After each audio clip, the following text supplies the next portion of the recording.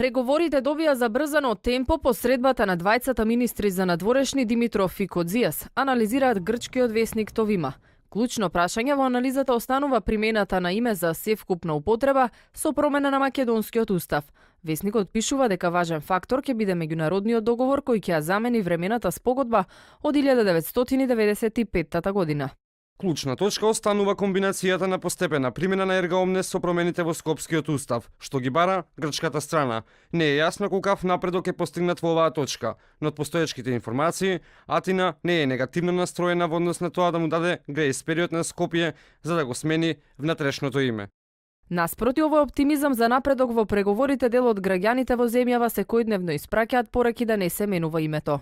Македонци, честни албанци, турци, власи и останати кои живеат во Македонија, да заеднички го кренеме гласот за разнебитувањето на македонската држава во смисол на промена на името, кое вековно не е наше, како Република Македонија. 200 подписници на отворено писмо до политичарите, начело со професорката Билена Ванковска, предупредуваат за можен внатрешен конфликт и несигурност, ако се смени името.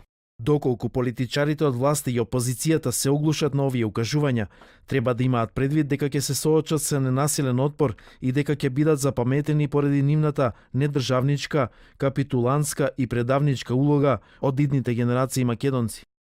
Од друга страна, професорката Мирјана Најчевска порачува дека за името може да се разговара и преговара, бидејќи во уставот не постои забрана за промена на името на државата. Јас не сум дел од овие 200 што милуваат да се нарекуваат интелектуалци. Јас сум дел од другите. Оние кои сакаат Македонија да го живее 21 век, да наречеш нешто ургентно решавање на спор после 20 години е навистина малоумно. Пардон, интелектуално. Најчевска прашува кој е планот Б, ако се прекинат преговорите со Грција. Во меѓувреме, кон крајот на месецов се очекува грчкиот парламент да ја ратификува втората фаза од договорот за стабилизација и асоциација на Македонија со ЕУ, за да се реализираат договорените отстапки во Давос меѓу Заев и Ципрас.